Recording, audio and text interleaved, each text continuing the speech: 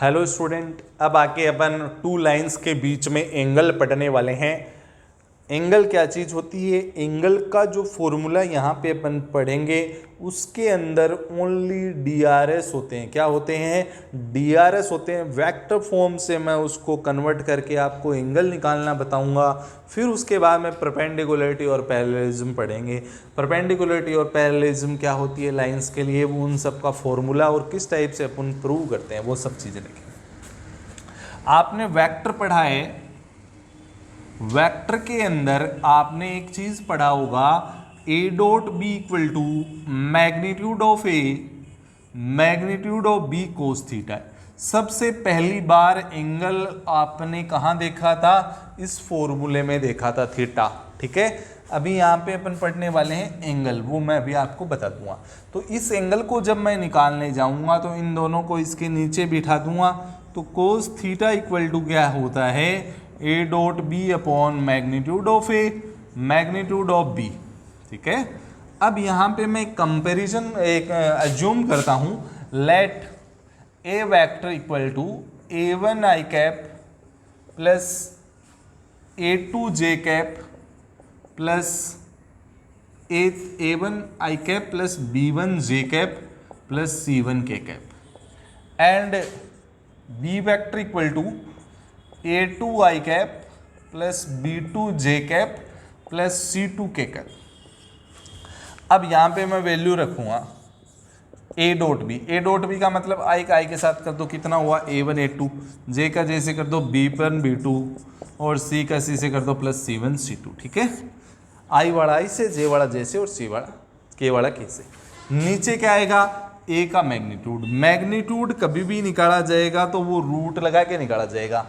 आई के कोफिशिएंट का square plus जे के कोफिशिएंट का स्क्वायर प्लस के कोफिशिएंट का स्क्वायर, फिर अगेन रूट आई के कोफिशिएंट का स्क्वायर प्लस जे के कोफिशिएंट का स्क्वायर प्लस के कोफिशिएंट का स्क्वायर, और इसका मोड ले लेते हैं। इस फॉर्मूले का उपयोग एंगल निकालने के लिए किया जाता है। टू लाइंस के बीच में भी किया जाता है, टू प्लेन्स के बीच में भी किया जाता है, लेकिन यहाँ पर लाइन के बीच में पढ़ने वाले हैं तो आपको क्या ध्यान में रखना है वो मैं आपको बातें अभी बता देता हूँ। ये फॉर्मूला आपको ध्यान में रखना पड़ेगा, इसको तैयार करना पड़ेगा, जैसा आपको उचित लगे वैसा कर सकते हैं।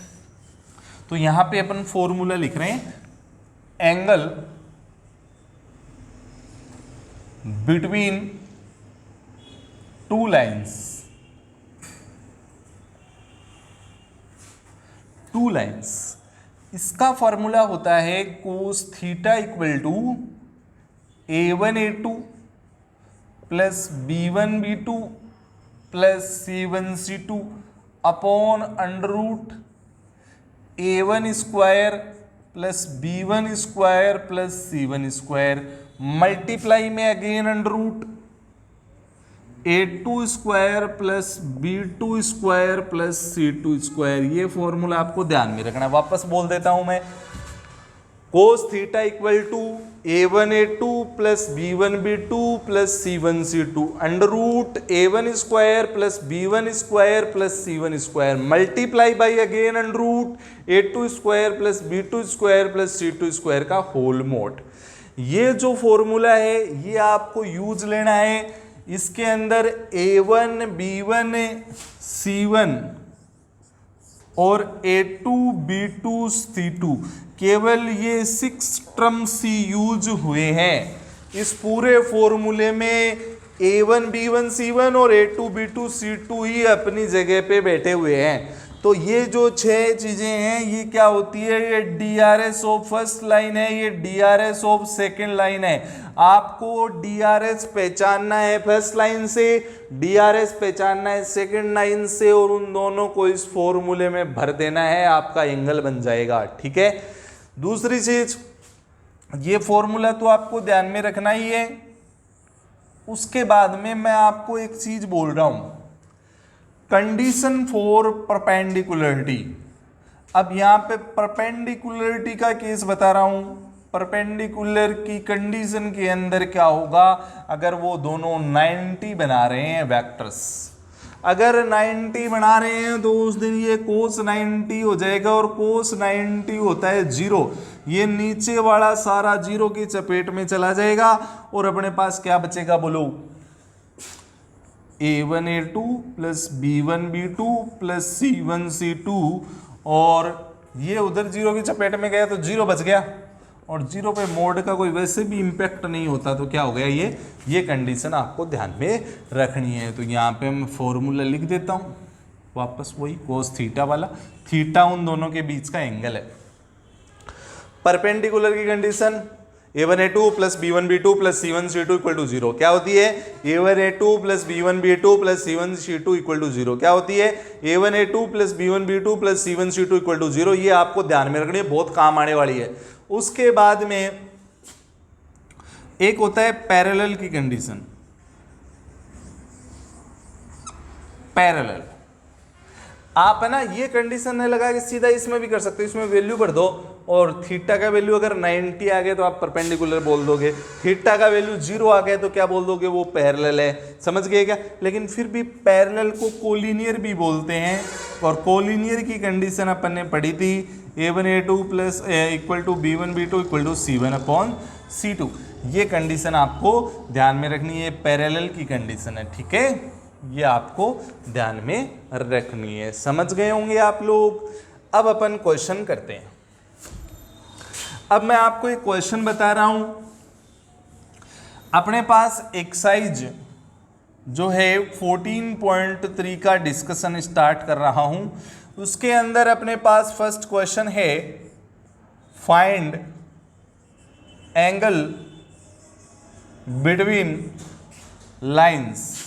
एकदम ध्यान से देखना, जैसे आपके पास आर वेक्टर इक्वल टू दे रखा है, फर्स्ट लाइन आपके पास है 2i cap minus 5j cap plus k cap plus lambda, और आपके पास दे रखा है 3i plus 2j plus 6k, और उसके बाद में सेकेंड लाइन गिवन है एंगल के लिए आपके पास 2 लाइन रिक्वायर है, 7i cap minus 6j cap plus mu, lambda बोल दो चाहे म्यू बोल दो, ये वो स्केलर होता है, मैं आपको बताया था, ये i plus 2j plus 2k, ठीक है। इन दोनों के बीच में एंगल निकालना है, फॉर्मूला ये लगाना है, समझ गए।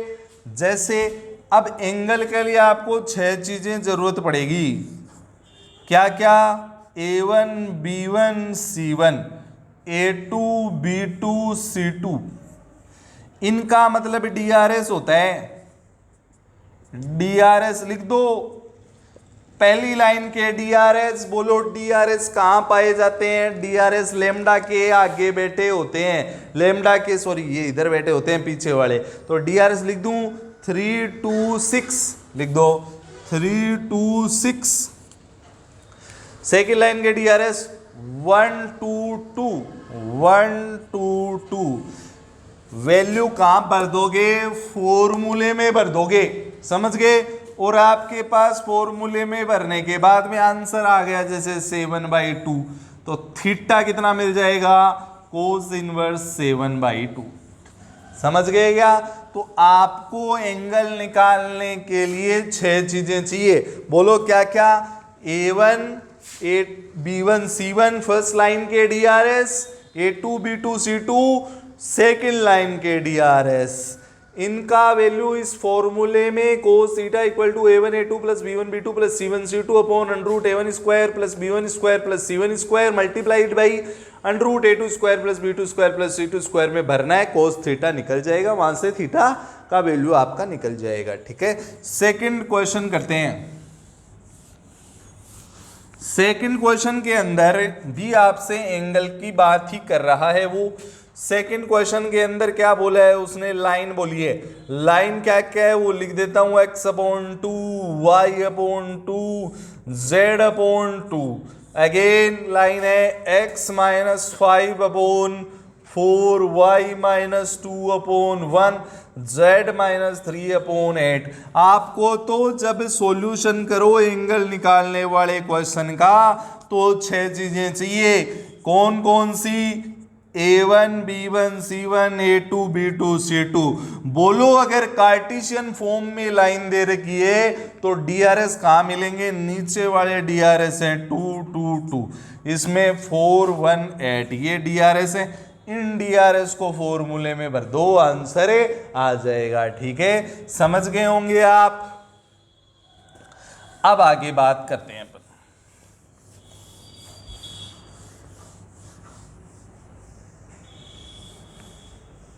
नेक्स्ट क्वेश्चन पे चर्चा करता हूं। नेक्स्ट क्वेश्चन आपको क्या गिवन है? थर्ड क्वेश्चन है, so that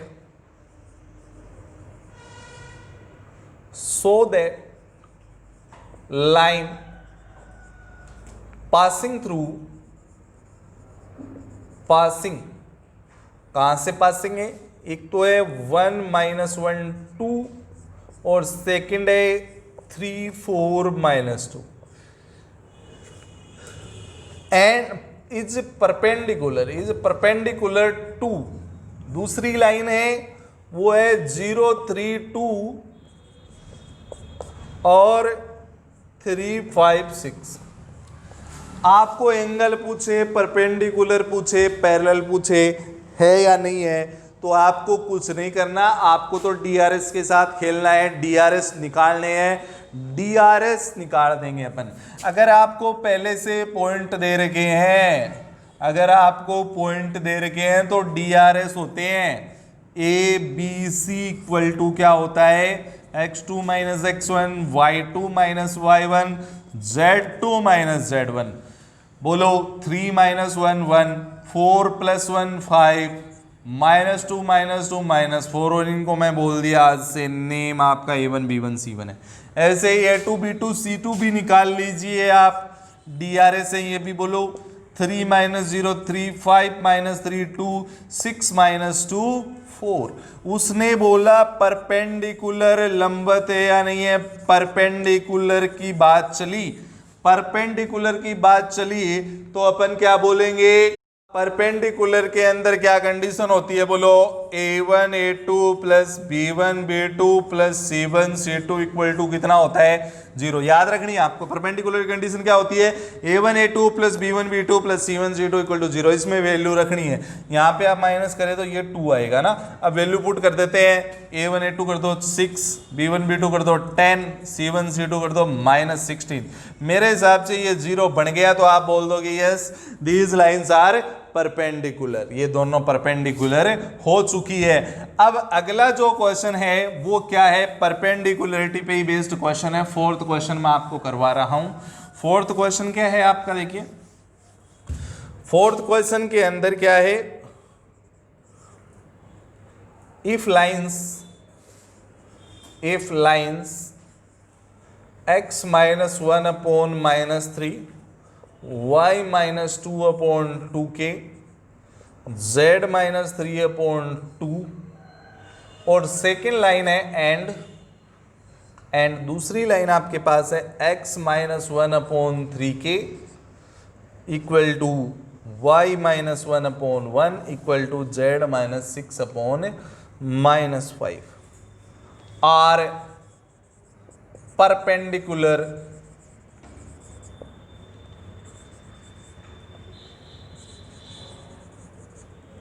then find K. Perpendicular की बात चलेगी तो अपने को तो यही फॉर्मूला ध्यान में आएगा, और इस फॉर्मूले में मैं वैल्यू भर दूंगा और कुछ नहीं करने वाला। उसने परपेंडिकुलर पहले से दे रखा तो इक्वल टू 0 लेके चलूंगा मैं। अब क्या होगा? अपने को बस वही 6 चीज चाहिए, तो 6 चीजें क्या है? A1 B1 C1 A2 B2 C2। बोलो अगर कार्टेशियन फॉर्म में दे रखी है तो जो नीचे बैठे वो DRS नहीं हो गए क्या? कितने हो गए? -3 2k 2, ये कितना हो गया? 3k 1 और -5। इनको वहां रखता हूं तो इसको इससे इनटू किया तो -9k, इसको इससे किया तो +2k, और इसको इससे किया तो -10 इक्वल टू 0। ये -7k हो गए इक्वल में 10k इक्वल टू 10 अपॉन -7 आपका फाइनल आंसर हो गया है। ठीक है, समझ गए आप इतनी बात? नेक्स्ट करते हैं। नेक्स्ट बहुत ही अच्छा और इम्पोर्टेंट क्वेश्चन है बोर्ड्स के लिए, और कंपटीशन में भी आपके ये बहुत पूछा जाता है इस टाइप का क्वेश्चन, तो ये समझना आप क्या बोलना चाह रहा है वो। फिफ्थ क्वेश्चन है find vector equation of line, find vector equation of line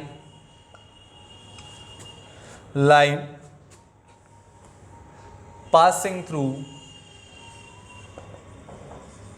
through 1 2 minus 4 and perpendicular to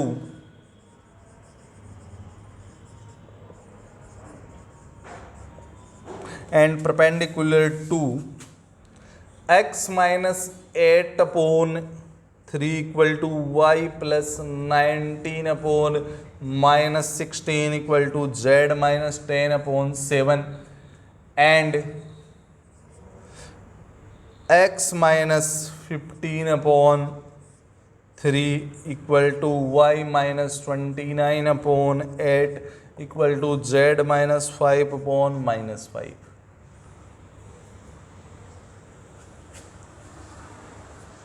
ठीक है, बहुत इंपॉर्टेंट। क्या बोलना चाह रहा है, अपने को इस लाइन का इक्वेशन निकालना है।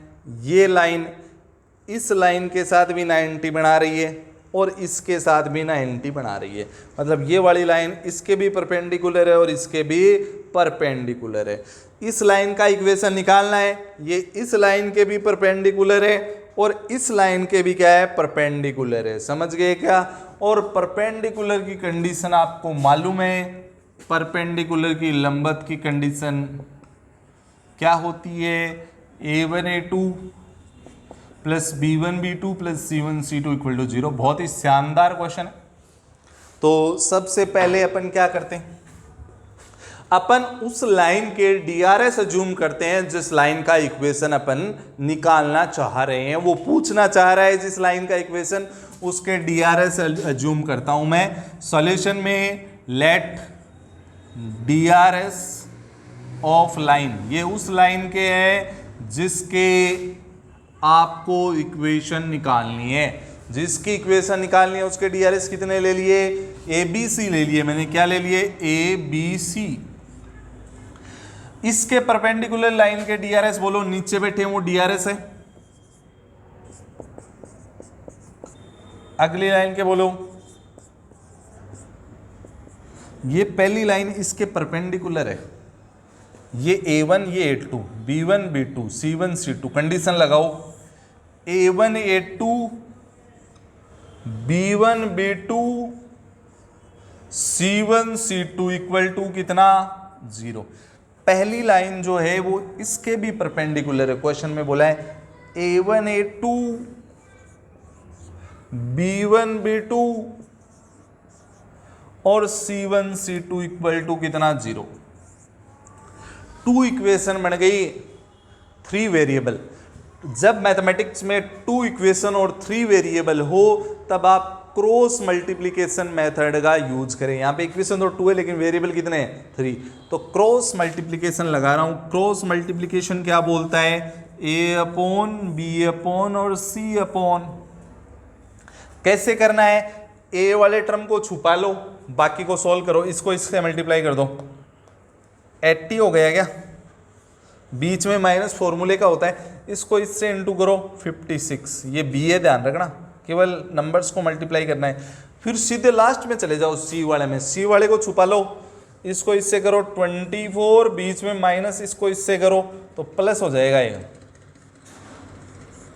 48। ठीक है।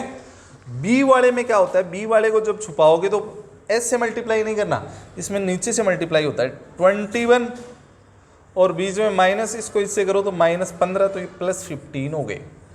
समझ गए क्या? वापस देख लेना, ए वाले में कैसा हुआ, इसको इससे किया, बीच में माइनस, इसको इससे किया। सी वाले में सीधा सी वाले में जाओ, इसको इससे और इसको इससे। बी वाले में उल्टा होता है, पहले ये होता है 21, बीच में माइनस, इसको इससे किया, -15 +15 हो गया। बीच में माइनस होता है, ध्यान रखना।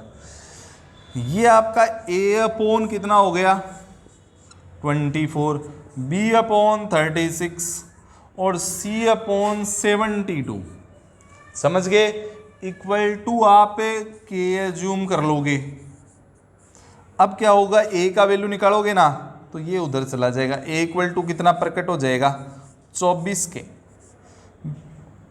बी कितना हो जाएगा 36 के। इसको देखो, इतने को देखो, ये इधर गया तो सी इक्वल टू कितना प्रकट हो गया 72 के। समझ में आई बात। अब उसने बोला वेक्टर इक्वेशन बनाओ। Vector equation of line. R vector equal to होता है a vector plus lambda b vector. A vector वो होता है जिससे वो लाइन पास हो रही है। बोलो पास किससे हो रही है, इससे। ये लिख दो आई प्लस 2j माइनस 4k और प्लस लैम्डा। बी वेक्टर क्या होता है डीआरएस वाला। डीआरएस ये रे, ये डीआरएस भर दो। कैसे भरेंगे 24 के आई कैप प्लस 36 के जे कैप प्लस 72 के कैप। ठीक है। अब यहां से बोलो कॉमन क्या आ रहा है इसका, आई प्लस 2j माइनस 4k। यहां से कॉमन आ गया 12k कॉमन आ गया, लेमडा 12k। तो अंदर क्या बचा बोलो 2i cap plus 3j cap plus 6k cap बच गया। अब एक चीज ध्यान रखना, छोटी सी बात बता रहा हूं। जैसे एक बात बताओ, 2 कांस्टेंट है, 3 भी कांस्टेंट है। अगर 2 और 3 को मल्टीप्लाई करूं तो 6 आएगा। 6 भी क्या आएगा सी स्क्वायर हो गया। लेकिन सी स्क्वायर ने बोल के मैं इसको वापस क्या बोल दूंगा कांस्टेंट। कांस्टेंट से मल्टीप्लाई हुआ तो भी उसने क्या दिया कांस्टेंट दिया। लेमडा 12 से और लेमडा के भी कांस्टेंट था, ये तीनों मल्टीप्लाई हुए तो भी क्या आएगा कांस्टेंट ही आएगा। तो मैं इसको लेमडा बोल दूंगा, थोड़ा बड़ा सा लिख देता हूं, क्या आएगा लेमडा, तो भी क्या आएगा लेमडा। बाकी आंसर ऐसा कैसा लिख दो। ये थोड़ा सा ध्यान रखना आपको, इनको कांस्टेंट को मल्टीप्लाई करके वापस कांस्टेंट ही लिख सकते हो।